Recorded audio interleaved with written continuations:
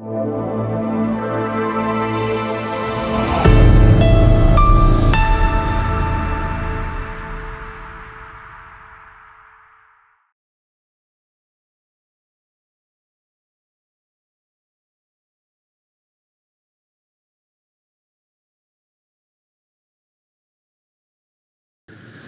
ለኢየሱስ ይሁን።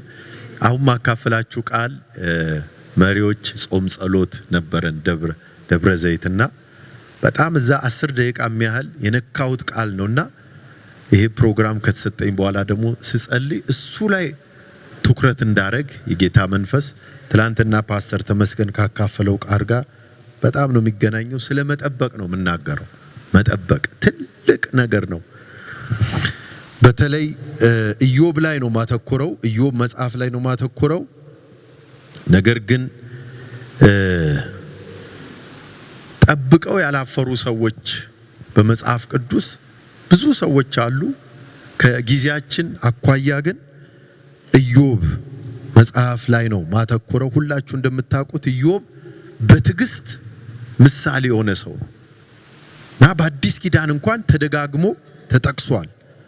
ከነሱ መካከል ለምሳሌ ያዕቆብ ምን ይለናል? ኢዮብ ይለንና እንደታገሰ ምን ብላችኋል?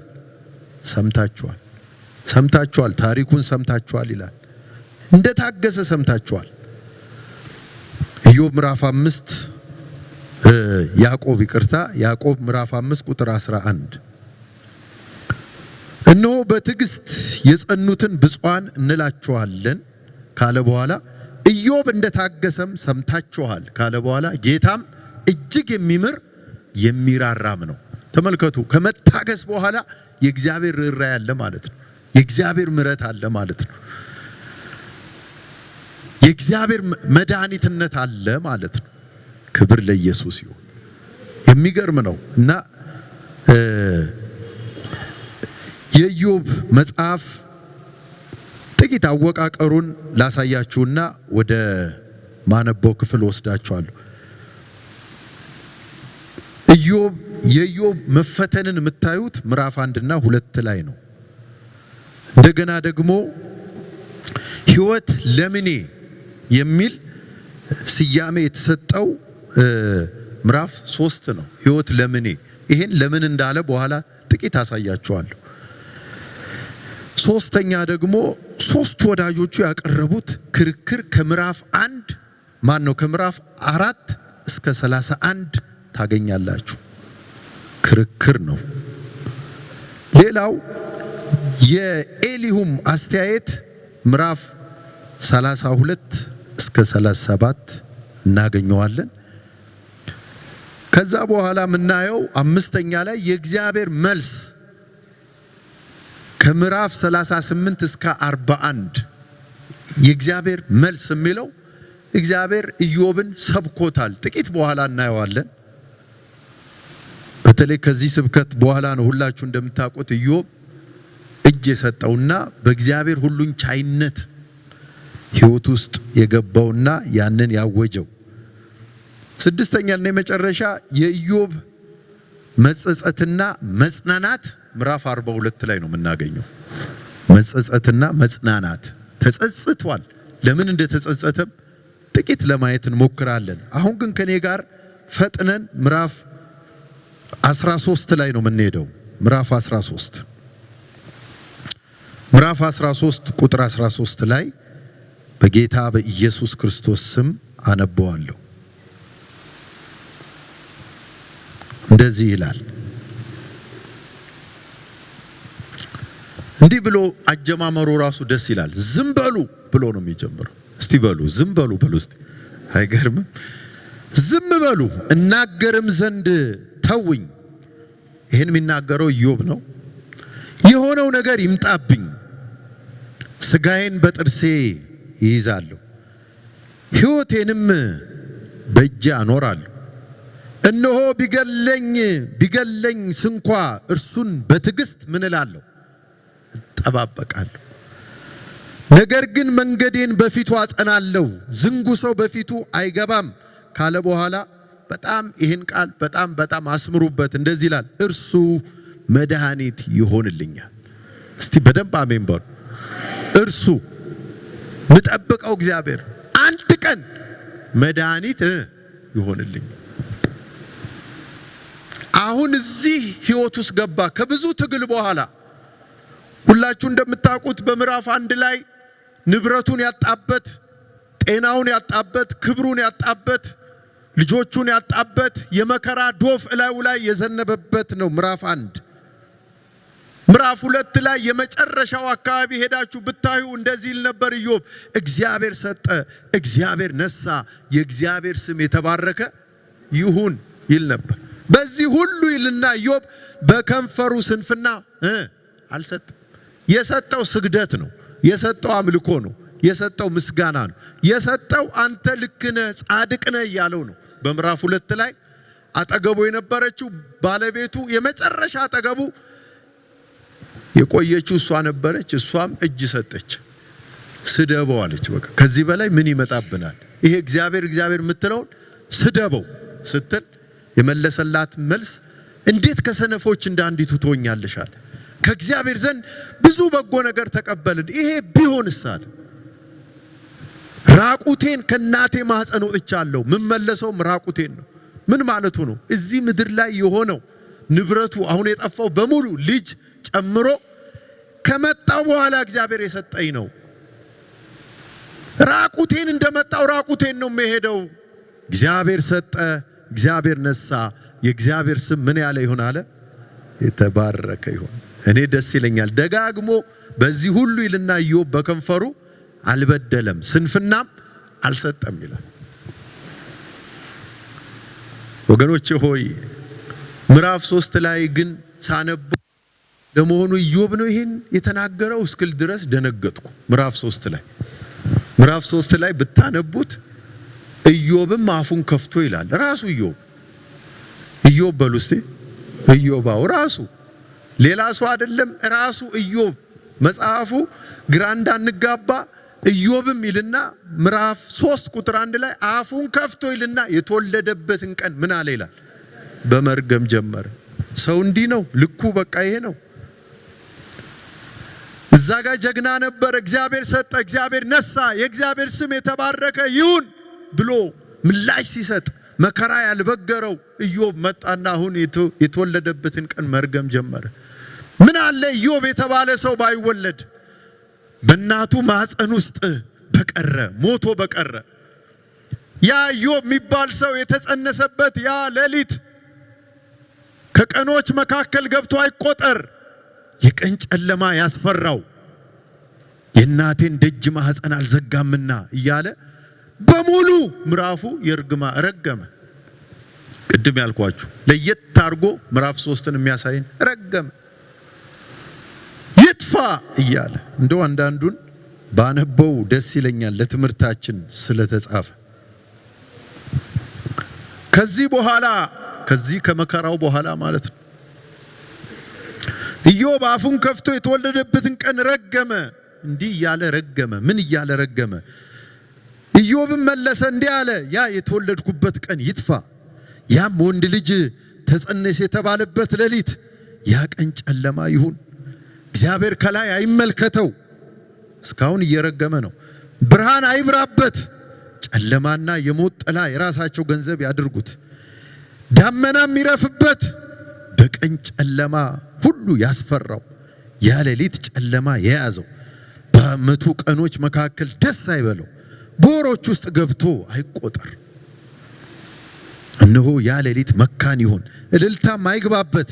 ሌዋታንን ለማንቀሳቀስ የተዘጋጁ ቀኑን የሚረግሙ ይርገሙት። አጥቢያ ኮከቦች ይጨልሙ፣ ብርሃንን ቢጠባበቅ አያግኘው። የንጋት ቅንድብ የእናቴን ማህፀን ደጅ አልዘጋምና መከራን ካይኔ አልሰወረምና በማህፀን ሳለሁ ስለምን አልሞትኩም? ከወድስ በወጣው ጊዜ ፈጥኜ ስለምን አልጠፋሁም? ጉልበቶችስ ስለምን ተቀበሉኝ? ጡትስ ስለምን ጠባሁ? አሁን ተኝቼ ዝም ባሉ ነበር፣ አንቀላፍቼ ባረፉ ነበር። የፈረሰውን ለራሳቸው ከሚሰሩ ከምድር ነገስታት መካሮች ጋር ወይም በቤት በቤታቸው ብር ከሞሉ ወርቅ ካላቸው መኳንንት ጋር ወይም እንደ ተቀበረ ጭንጋፍ ብርሃን እንዳላየ ሕፃን በሆንኩ ነበር። ክፉዎች በዚያ መናደዳቸው ይተዋሉ፣ በዚያ ደካሞች ያርፋሉ። በዚያም ግዞተኞች በአንድነት ተዘልለው ተቀምጠዋል፣ ያስጨናቂው ድምፅ አይሰሙም። ታናሽና ታላቅ በዚያ አሉ፣ ባሪያው ከጌታው ነፃ ወጥቷል። በመከራ ላሉት ብርሃን፣ ነፍሳቸው መራራ ለሆነባቸው እያለ እኔ እዚህ ጋር ባቆም እወዳለሁ። ራሱ ኢዮብ የተወለደበት ቀን ሰው እንዲህ ነው። ሰው ልኩ ይሄ ነው። ምዕራፍ 2 ላይ ጀግኖ የነበረው ኢዮብ ምዕራፍ 3 ላይ ተፈታ። መርገም ጀመረ፣ መናገር ጀመረ። ምን አለ ወደዚህ ምድር ባልመጣው። ከመከራው ጽናት የተነሳ ነው። አይፈረድበትም ወገኖች። ሰው ነው ኢዮብ። ምን አለ ባልተፈጠርኩ አለ። ለመከራ ነው ወይ እኔ የተፈጠርኩት አለ።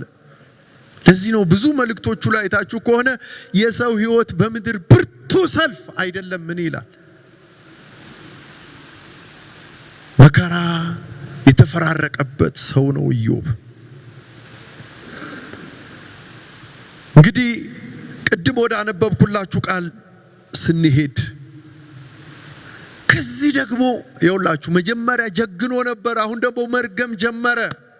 ከዛ በኋላ ደግሞ እግዚአብሔር ደግሞ አወጣውና መጠበቅ ውስጥ ገባ።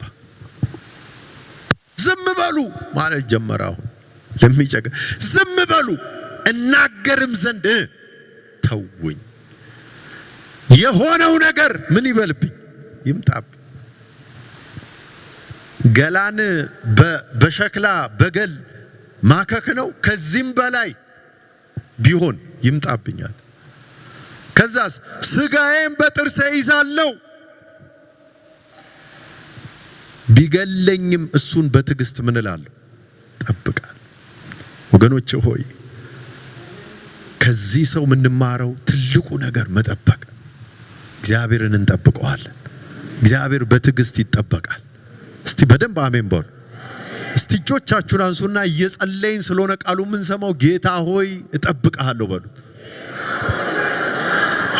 በቃ ጠብቀዋለሁ አለ።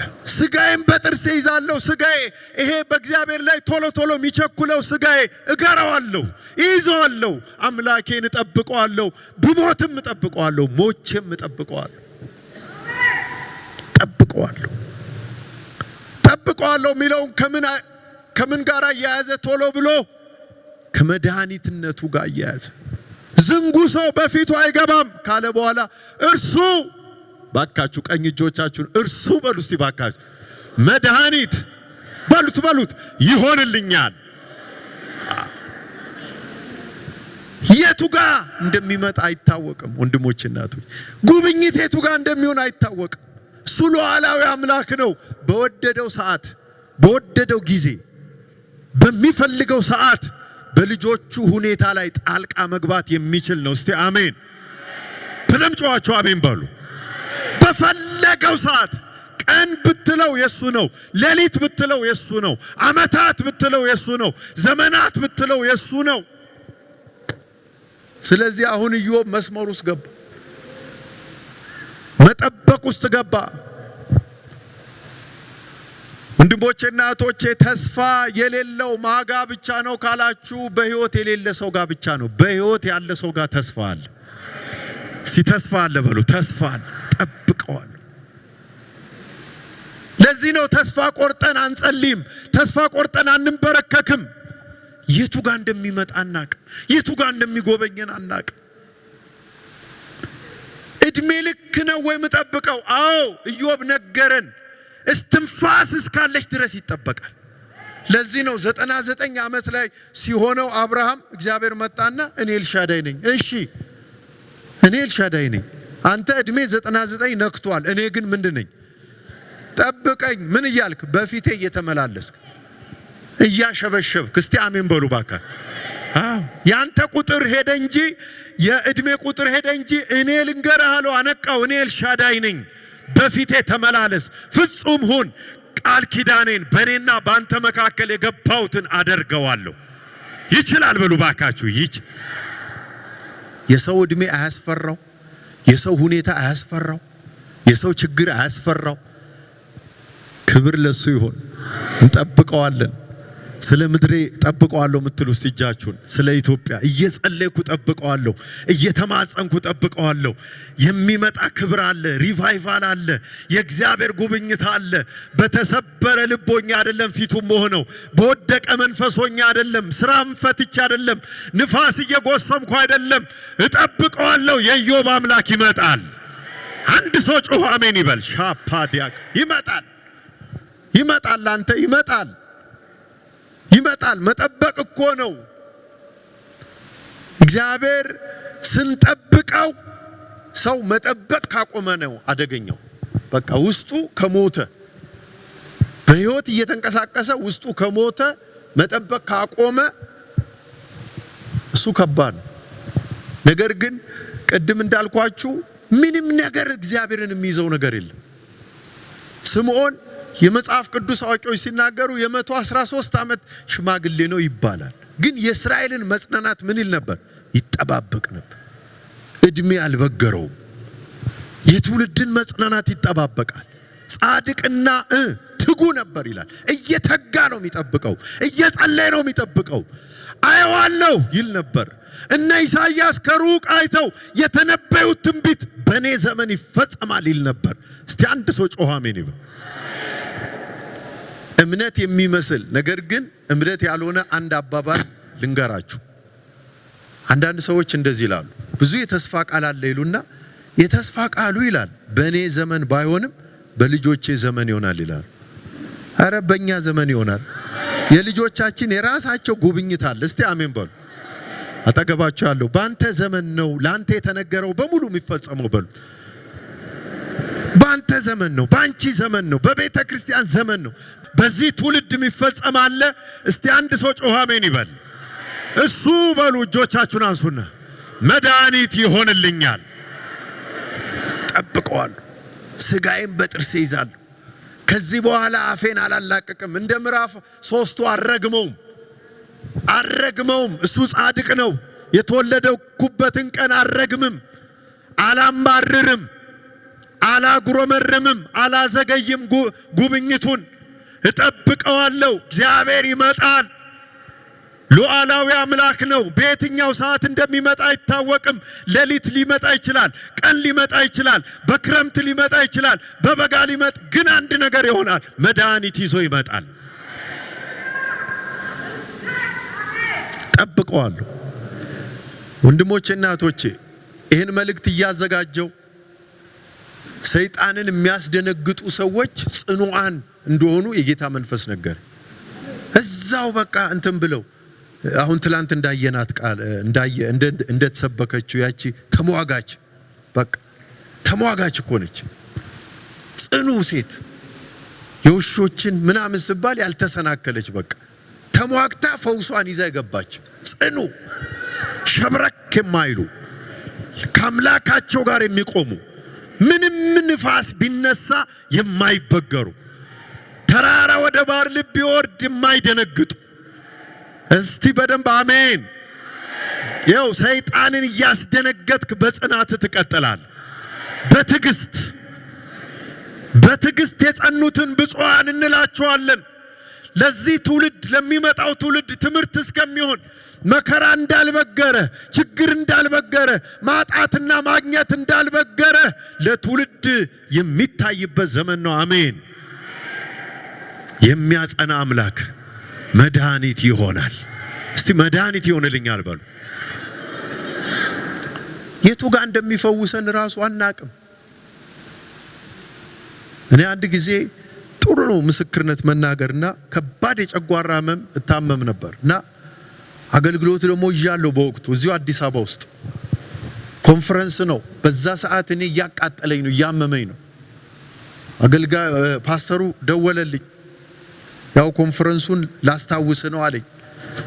መቅረት ይቻላል በቃ አሞኛል ወንድሜ ሌላ አገልጋይ አሲዝ ብሎ መቅረት ይቻላል። ግን ጌታን ደና ስንሆን ብቻ ነው እንደምናገለግለው። እሱ ከከበረበት ብዬ ሄድኩ። የሚገርም ነው። ኮንፈረንስ ነው ይሄንም ያህል ህዝብ ነው። ከዚህ ትንሽ በዛ ይላል። አመታዊ ኮንፈረንስ ነው። የእግዚአብሔርን ቃል ሰብኬ መጸለይ ጀመርኩ። ልክ እየጸለይኩ መልእክቶች ይሰጠኝ ጀመር ጌታ። መልእክቶች እየሰጠኝ ትዝ ይለኛል። አራተኛ ቁጥር ላይ የመጣ መልእክት ነው። እዚህ ጉባኤ መሃል በከባድ የጨጓራ ህመም የምትሰቃለስል ያንተ እኮ ነው አለኝ። ገላገለኝ። ፈውሴን ይዤ ወደ ቤት። እስቲ ባካችሁ አሜን በሉ።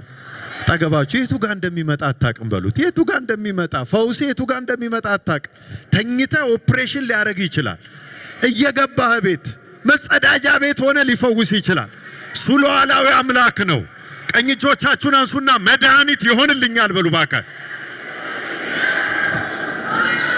ለፈውሴ ማረጋገጫ ባለቤቴ ጋር ደወልኩላት። እንዴት ነበር ኮንፈረንሱ? ጥሩ ነው። ቀይ ወጥ ግን ሰርተሽ ጠብቂኝ አልኳት። የምን ቀይ ወጥ አለች። አይ ተፈውሻለሁ። እኔም የእግዚአብሔር ፈውስ የሚታይ ነው። ከሞደውን ቀይ ወጥ አቋርጬ ነበር። የዛን ቀን ጀመርኩ። ምን ነው አሁን? እስቲ አሜን በሉ እንጂ። አጠገባችሁ ያለው የቱ ጋር እንደሚመጣ አታውቅም በሉት። የቱ ጋር ተንበርክከ ይሆን አይታወቅ። እየሄድክ ይሆን አይታወቅ። ጉባኤ መሃል ሆነ እያመለክ ይሆን አይታወቅ። ቅዳሜ አንዳንድ ወገኖች ፈውሳቸው የቱ ጋር እንደተፈወሱ እንኳን አያውቁም። ግን ፈውሳቸውን አረጋግጠው የመሰከሩ በርካታ ሰዎች አሉ። መድኃኒት ይሆንልሃል። የእግዚአብሔር ሕዝብ ሆይ ፊቱ እየቃተትክ እየጸለይክ እንባህን አፍስሰህ እግዚአብሔርው በከንቱ ፊቴን ፈልጉኝ ያላለ የሰራዊት ጌታ እግዚአብሔር መድኃኒት ይሆንልሃል። እሱ አለ ጀገነ። ታውቃላችሁ እሱ መድኃኒት ይሆንልኛል። ዝንጉ ሰው በፊቱ አይገባም። አልዘናጋም። እጠባበቀዋለሁ። ፈጣሪን እጠብቀዋለሁ። ይመጣል፣ ይጎበኘኛል። ወደ መጠበቅ ውስጥ ገባ። ወደ እምነት ውስጥ ገባ። ትላንት ስለ እምነት ነው የተካፈልነው። አምነን ነው መጸለይ ያለብን። ጊዜ እያባከንን አይደለም ወገኖች። የትላንቱ ጸሎት ትልቅ መልስ ይዞ እንደሚመጣ የሰሞኑ ጸሎት እስቲ ምታምኑ ጌታ ይባረክ። ጸሎት ባይኖር ነበር የሚያስፈራው። ጸሎት ካለ፣ ድባቡ ካለ፣ መንፈሱ ካለ ድል አለ። እሱ መድኃኒት ለዚህ ነው ምሳሌ ምዕራፍ 27 ቁጥር 18 ላይ በለሱን የጠበቀ ፍሬውን ይበላል፣ ጌታውንም የሚጠብቅ ምን ይላል? ይከብራል። ጠብቆ መዋረድ የለም፣ ጠብቆ መክበር ነው።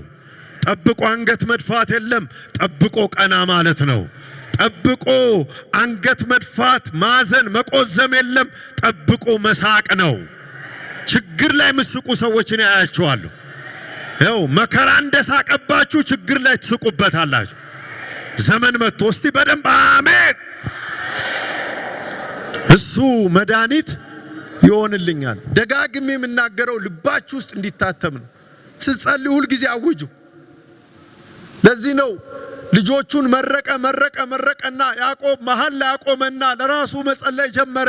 እግዚአብሔር ሆይ መድኃኒትን ምን እላለሁ? እጠብቃለሁ። ይጠበቃል። ወንድሞቼ እናቶቼ እግዚአብሔር ይጠበቅ። ሁኔታን እንዳታይ። መንፈሳዊ ሰው በእግዚአብሔር መነጽር ነው የሚያየው። ሁኔታዎች በመንፈስ ነው የሚያየው። ስለዚህ ይጠበቃል። ዘንድሮም ይጠበቃል። ይልቁንም እየጸለዩ መጠበቅ ደግሞ ዋና ነገር። ለዚህ እኮ ነው ጌታ ኢየሱስ ካረገ በኋላ ደቀ መዛሙርቱን እንዲህ ነው ያላቸው፣ መንፈስ ቅዱስን ሳትቀበሉ ከኢየሩሳሌም መጠበቅ ውስጥ ከቷቸው ነው ሄደው። መጠበቅ ውስጥ መንፈስ ቅዱስ የወረደው የሚጠባበቁ ሰዎች ላይ ነው። የቃል ኪዳን አምላክ ሲጠባበቁ እያለ ነው ድንገት እንደሚነጥቅ አውሎ ንፋስ ከሰማይ ድምፅ መጣ ይላል። አመናቸው። ጠብቅ ወንድሜ ሆይ፣ የሆነ የበር መንኳኳት አለ፣ የሆነ ዱካ አለ፣ የሆነ የእግር ኮቴ አለ። እስቲ አሜን በሉ ባካ። የሆነ ጉብኝት አለ ምድራችን ላይ፣ የሆነ መታሰብ አለ። ኧረ ኢየሱስ ክርስቶስ ጌታ ነው። የመልካም ሁሉ ምንጭ እስቲ አሜን። ካንቺም ላይ የሚከብድሽን አበሳ እያነሳ ይጥላል። ካንተም ላይ ከአቅም በላይ የሆነውን በቤት ላይ የመጣውን ልትቋቋም የማትችለውን ይሄ እኮ ትንቢታዊ ምልክት ነው። ከላይ ከቤት ላይ ከልጆች ላይ ዛሬ አንስቶ ይጥለዋል። ዋው! እስቲ አሜን በሉ ባካችሁ። እሱ መድኃኒት ይሆንልኝ በሉ እስቲ እጆቻችሁ። እሱ መድኃኒት ይሆንልኝ። ድገሙት ባካችሁ። እሱ ድገሙት አንዴ። እሱ መድኃኒት ይሆን። ኢዮብን ያላሳፈረ የኢዮብ አምላክ የአባቶቻችን አምላክ መድኃኒት የሆናቸው በመድኃኒትነቱ የተገለጠ ታውቃላችሁ። ብዙ ነገራችን ታሟል። የእግዚአብሔር መድኃኒትነት ግን በምድራችን ላይ ይመጣል። ምሕረቱ ይገናል። ጠብቆ ማፈር የለም። ጠብቆ ቀና ማለት ነው። ጠብቆ መሞላት ነው። ጠብቀው ተሞሉ። እላያቸው ላይ የእግዚአብሔር ክብር ወደቀ። በእሳት ሚታይ የተከፋፈለ ጠብቆ መቀባት ነው። ጠብቆ መባረክ ነው። ጠብቆ ቀና ማለት ነው። ጠብቆ መደነቅ ነው። ልክ ጠብቃለሁ ሲል የእግዚአብሔር ጣልቃ ገብነት ገባና እግዚአብሔር ኢዮብ አለው፣ አቤት እስቲ እንደ ወንድ ወገብን ታጠቅ አለው። ታጠቅ ልስበክ እስቲ አለው። አቤት ይስበከን እስቲ አሜን። ይስበከን። መንፈስ ቅዱስ ሲሰብክ እኮ መልስ የለ። ምላሹን አሳያቸዋለሁ። ልስበክ አለውና ስለ ሰማይ አዋፍ ጀመረ። ስለ ከዋክብት ኦሪዮንን ታውቀዋለህ እንዴ አለው።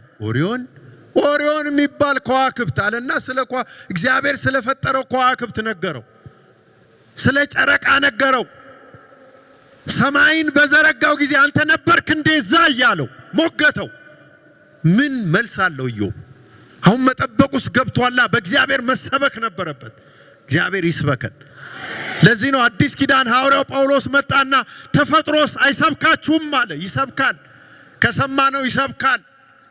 በታክሲ ላይ ባለ ጥቅስ ይሰብካል። እንዲህ የሚል ጥቅስ በቅርብ ጊዜ ቆይቷል አይቻለሁ። እንደዚህ የሚል ለሚያልፍ ቀን የማያልፍ ቃል ምን አትበል፣ ስብከት ነው። ስብከት ነው በሉት እስቲ። ምን ማለት ነው? ባጭሩ አታጉርምርም ማለት ነው። እስቲ አሜን በሉ። እንደ ኢዮብ ለሚያልፍ ቀን የማያልፍ ቃል ምን አትበል። እንዳትጸጸት እንደ ኢዮብ። በኋላ ጸጸቱን አሳያቸዋለሁ። ሰበከው። ስለ ተፈጥሮ ሰበከው። ሰማይ ላይ ስላለው ከሰበከው ወረድ አለና ቆይ እስቲ አለው። ቆይ አልጨረስኩም ስብከቴን አለው። ሲለው ውሃ ውስጥ ደግሞ እስቲ ቆይ ላሳያለሁ። በውሃ ውስጥ ያሉትን አሶች የፈጠረ ማን ነው ሲለው ዝም። ይስበከን። አረ መንፈስ ቅዱስ ይስበከን። ምንም መልስ የለም። በቃ እግዚአብሔር ከሰበከ በውሃ ውስጥ ውሃውን መጫወቻ ያደረኩለትን ጉማሬ ታውቀዋለህ እንዴ አለው። አረ እኔ አላውቀውም። ኃይሉ በወገቡ ላይ ነው ሲለው ወይ ጉድ ይላል። ጅራቱን ያወዛውዛል ይላል። ወይ ጉድ። እሱ የአራዊት ሁሉ አውራ ነው ሲል ወይ ጉድ። እኔ አንበሳ መስሎኝ ነበር ለካ እሱ ነው ይላል። ምን ነው አሜን ብትሉ። እግዚአብሔር ይስበክ በሉት ባካችሁ። አጠገባችኋል ይስበክ። ታውቃለህ አለው። አሶችንስ ምመግብ እኔ አይደለሁም? ምን ያንተ ነገር ይሳነኛልን? ያቅተኛልን? መስመሩ ስለገባ ነው መስበክ የጀመረው። እሺ ቆይ አለው። ደግሞ አሁን በአየር ላይ ስለሚበሩት ደግሞ ትንሽ ልስበካ አለው። በጣም አሳጥሬው ነው ሰብኮታል። ብታነቡት እናንተ ራሳችሁ እንደ ኢዮብ ወይ ጉድ እያላችሁ ነው እርግጠኛ ነኝ። እስቲ አሜን በሉ። ይስበከን ጌታ። እስቲ ፈቃደኞች ሆናችሁ ይስበከን፣ ይናገረን። መንፈስ ቅዱስ ተናጋሪ አምላክ ነው፣ ሰባኪ ነው። ስለሚበሩት ደግሞ እስቲ ስለ ሰጎን ትንሽ ነገር ልንገራ አለው። ሰጎንን ክንፍ የከለከለው ማን ነው ሲል ዝም አለዩ። ትዕቢተኛ ስለሆነች ነው አለው። ብድግ ባለች ጊዜ ወደ ታች እያየች ትዕቢቷ አይቻልም ማለት ነሳዋት አለ። ምን ነው አሜን ብትሉ ወይ ጉድ ይላል። ስለ ንስርስ ታውቃለህ አለው። ቤቱን በአርያም ላይ ያደርጋልን? በገደሉ ገመገም በጥጉ ያድራል።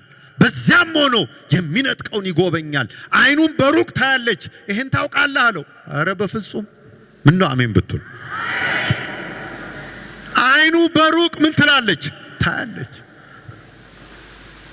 ስለ አዋፋት ሰበከው፣ ስለ ሰማይ ሰበከው፣ ስለ በምድር ስለሚርመሰመሱት ሰበከው። አዞ ሳይቀር ዘንዶ ሳይቀር ምን ዘንዶ ስልኛ ቶሎ ብሎ በኢየሱስ ስም ነው እንለው ግን ተሰብኳል። ውሃው ላይ እኮ እንዲጫወት አረኩት ይላል። ለዚህ ነው በውሃ ውስጥ ያለውን ዘንዶ ራስ ሰበር የሚለው። ክፋት የሚጠቀምበት ደግሞ ይሰብረዋል። አሜን። አዎ። ስለዚህ ሁሉ ከሰበከው በኋላ ኢዮብ ምላሹን ላሳያችሁ። እኔም ወደ መጨረሻ እየመጣሁ ነው። ምዕራፍ 42 ላይ ምዕራፍ 3ን ምዕራፍ 1ን ካላነበባችሁ ብዙ ሰው አይገባውም። ጥቅስ ሆኖበት ነው የሚያልፈው። ሁሉን ታረግ ዘንድ ተራርጎ አረ በፍጹም በብዙ መከራን የተደረሰው እዚህ ቦታ። ምዕራፍ 42 እንዲህ አለው። ኢዮብም መለሰ፣ እግዚአብሔር ከሰበከው በኋላ እግዚአብሔርን እንዲህ አለው ሰባኪውን፣ ሁሉን ታደርግ ዘንድ ምን ቻይ እንደሆነ ሐሳቢ ይከለከል ዘንድ ከቶ እንደማይቻል ምን አልኩ አወቅኩ። እስቲ አሜን በሉ። እግዚአብሔር ከሰበከ በኋላ መድኃኒቴ ነው ስንለው 3 ነገር ይሆናል። እሱም ብያችሁ እንጸልያለን። አንደኛ የእግዚአብሔር ሁሉን ቻይነት ይገባናል። በቃ አንድ ክርስቲያን የእግዚአብሔር ሁሉን ቻይነት ገባው ማለት መከራ አይፈታው። ሰይጣን መጥቶ ቢዋጋው ምንም አያረጋውም። በቃ በሁሉን ቻዩ ላይ ተደግፏልና ልመርቃችሁ፣ በዚህ በሁሉን ቻዩ ላይ መደገፍ ይሁን። ሁሉን ዛሬ ኢዮብ አይደለም የሚለው እኛንን። ቀኝ እጆቻችሁን አንሱና ሁሉን ታደርግ ዘንድ ቻይ ነህ በሉት። አዎ ትችላለህ በሉት ባካችሁ። ትችላለህ። ይሄ ነው። አንዳንዶቻችሁ 42ኛ ምዕራፍ ላይ እየደረሳችሁ ነው። በብዙ መከራ ተፈጭታችሁ ያለፋችሁ፣ በብዙ ሰው ማይረዳላችሁ፣ በብዙ መፈተን። ኢዮብ እንደዚህ አለ፣ ከፈተነኝ በኋላ እንደ ወርቅ አወጣኝ አለ። እንደ ወርቅ ልትወጣ ነው። እስቲ አሜን። የሚገርም ነገር ነው። ሁሉን ታደርግ ዘንድ ኢዮብን ኢንተርቪው ብታረጉት ኢዮብ ብላችሁ እግዚአብሔር የሞተ ያስነሳል ብትሉት አዎ አይቻለሁ ይላል። ህመምተኛ ይፈውሳል፣ አዎ። ለምን ሰበከኝ? ማላቀውን በተፈጥሮ ሰበከኝ። እግዚአብሔር በፍጥሩ በፈጠረው ፍጥረት ሰበከኝ። ወገብን ሰር ብሎ ሰበከኝ። ታጠቅ ብሎ ሰበከኝ። አቅሜን ስለሚያውቅ እግዚአብሔር ከሰበከ በኋላ ማጉረምረም የለም፣ መደነቅ ነው። የእግዚአብሔር ሁሉን ቻይነት እየበራል የምትደነቅበት ዘመን ነው። ትችላለህ በሉት ባካችሁ። ትችላለህ። አባቶች ይሄን ቋንቋ ገብቷቸዋል። ኢዮሳፍጥ ለዚህ ነው በ3 ነገስታት ተከቦ ኃይልና ችሎታ በእጅ ነዋል። ገብቶታል። የእግዚአብሔር ትልቅነት ሰው ከገባው ምንም እዚህ ጋር አይናወጥ። ከበባ ውስጥ ድምጽ ያወጣል። ኃይልና ችሎታ በእጅ ነው። ምን እያለው ነው? በሌላ ቋንቋ ትችላለህ። ሰልፉን ልትበትን ትችላለህ። አዲስ ነገር ልታረግ ትችላለህ። ቋንቋ ልትደበላለቅ ትችላለህ። ቤት ይመጣል ተብሎ አትጠበቅም። በወደድከው መንገድ መምጣት ምን ትላለህ? ትችላለህ። ጉባኤው በታላቅ ድምጽ ትችላለህ ብሎ ቢጮህ ደስ ይለኝ። ትችላለህ። የማይችል አምላክን ያላመልክም። ይችላል። ኧረ ይችላል። ይችላል ብያለው በነገሬ ላይ ዘንድሮ ቃል ካፉ ይውጣ እንጂ ከሰማይ የሞተው ተነስቶ የለም ወይ በሉታ። ይችላል ብያለው በጉዳዬ ላይ ቃል ካፉ ይውጣ እንጂ ከሰማይ የሞተው ተነስቶ የለም ወይ። ኧረ ይችላል። ዘንድሮ ይችላል። እህቴ ሆይ ተወራረጂ። ይችላል። ተወራረድ። ይችላል። እስቲ ይችላል ብላችሁ ጩባካ። የእግዚአብሔር ሕዝብ በእግዚአብሔር እንዲወራረድ ይፈልጋል። እኔ ሰሞኑን ሰበታ ስቴዲዮም ላይ ሳገለግል ነበር። የቤተ ክርስቲያናት ክሩሴድና ቤቴ ሆኜ ስጸልይ እግዚአብሔር መንፈስ እንዲህ አለኝ፣ ህዝቤ ይወራረድብኛል። አደባባይ ላይ ወጥቶ ለምን ይቆዝማል? ይወራረዳል። ኧረ አሜን። ተወራረድ። መች ተወራረድክ? ተደገፈው። ትችላለህ በለው። ከጸሎት ባሻገር ከወጣ በኋላ ይችላል። አንድ ሰው ጮህ አሜን ይበል። ይችላል። ማሻካታ ራባያ ጋዲያጋ እኔማ ኃይል የሌለው አምላክ አላመልክም፣ የሰይጣንንም ውሸት አልሰማም። ኃይል ብዙ ሲሆን ጠላቶች ዋሹብህ ይላል። ውሸቱ ኃይሉን ማሳነስ ነው። አንድ ሰው ቀኝ እጁን አንስቶ ይችላል ብሎ ይጮህ። ይችላል። ኃይል ብዙ ሲሆን ጠላቶች ዋሹ። ውሸቱን አትስማ። ይችላል። ብዙ ምዕራፍ ሄደን በእግዚአብሔር ቤት አንድ ነገር ብናቅለት እግዚአብሔር ደስ ይለዋል። ይሄን ሁሉ ምዕራፍ ተቀለለው በምዕራፍ 42 ሁሉን ታደርግ ዘንድ። ሁለተኛ ሐሳብ አይከለከልም። ምን ነው አሜን ብትሉ? ሰይጣን አይከለክለው፣ ክፉ ሰው አይከለክለው። እግዚአብሔር ያቀደልህ፣ እግዚአብሔር ያሰበልህ፣ እግዚአብሔር ለቤተ ክርስቲያን የበጀተው በጀት፣ እግዚአብሔር ያለው አንዱም ሳይቀር ይሆናል።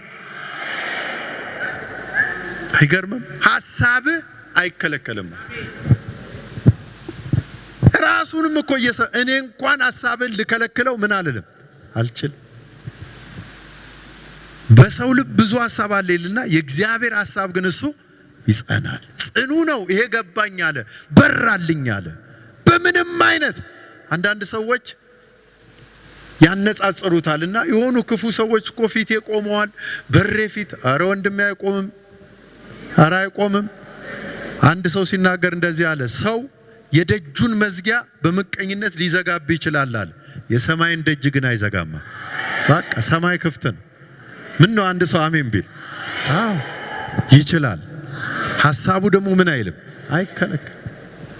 እግዚአብሔር ያሰበው ሐሳብ በምድር ላይ በእኛ ሕይወት የታቀደው እግዚአብሔር ያለው፣ እግዚአብሔር የደነገገው፣ እግዚአብሔር ያሰመረው፣ እግዚአብሔር ያለው እሱ ይሆናል። ሐሳብ ይከለከል ዘንድ ምን አይልም? በእግዚአብሔር የተሰበከ ሰው ማንም አይችልም ማለት ልዩ ፍጥረት እንኳን ቢመጣ አይችልም። ሊያስቆመኝ አይችልም። አንተን ሊከለክል አይችልም። ምን ታደርጋለህ የሚልህ የለም። እጅንም የሚይዛት የለም። ሐሳብህ ምን አይልም? አይክልም። ክብር ለኢየሱስ ይሁን። ወገኖች ሆይ መድኃኒት ይዞ የሚመጣው ጌታ ይሄንን ያደርጋል። ሶስተኛ መልካም ጸጸት ይሆናል። ቁጥር 3 ላይ ያለ ዕውቀት ምክርን የሚሰውር ማን ነው?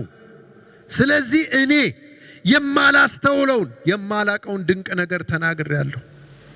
እባክህ ስማኝ፣ እኔም ልጠይቅ፣ አንተም ተናገረኝ።